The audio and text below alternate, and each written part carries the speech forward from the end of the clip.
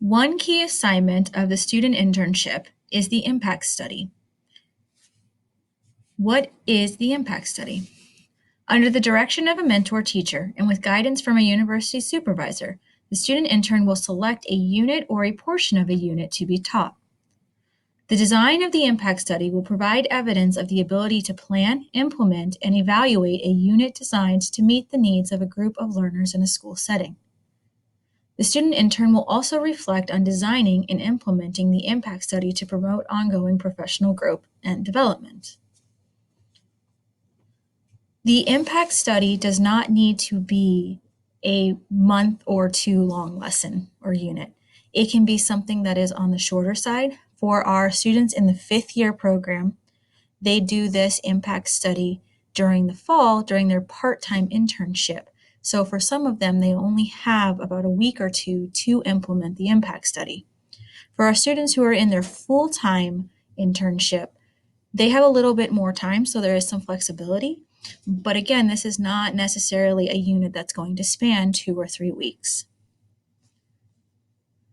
As the mentor teacher, you are there to help them design this unit plan. You will need to sign off on it so that you approve on all of the lessons that will be implemented in your classroom. You are not responsible for grading. The grading falls in the hands of the university supervisor. The impact study has 4 parts to it. The first part is the demographic profile. Oftentimes, our students need help with this. The demographic profile is showing us that the student intern has knowledge of the socio-cultural context of the community, school, and classroom, and they understand how these contexts influence learners and the learning environment. They're going to need to know information such as how many boys versus how many girls. Race helps, socioeconomic information. Any of that information that you're able to help provide the student about your classroom or the school will be helpful. The second part is the unit plan.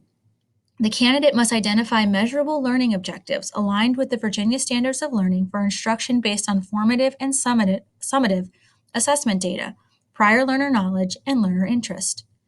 The candidate designs a plan that evaluates all learning objectives and includes both formative and summative assessments. The plan also includes pre- and post-assessments of student knowledge to make instructional decisions. This is the part that you will need to sign off and approve on. After implementing the unit plan, the students will work on component 3, data analysis. The analysis of the data is fully aligned with learning goals, providing a comprehensive profile of student learning for the whole class, including the use of data charts for interpreting data for individual students and groups of students. The analysis of student learning includes evidence of the impact on student learning towards each learning goal using learner data. Lastly, component 4 is a reflection. This is a reflection on 2 parts. First, they need to reflect on effective instruction. The candidate connects learning goals, instruction, and assessment results in the discussion of student learning and effective instruction. The second part is future practice.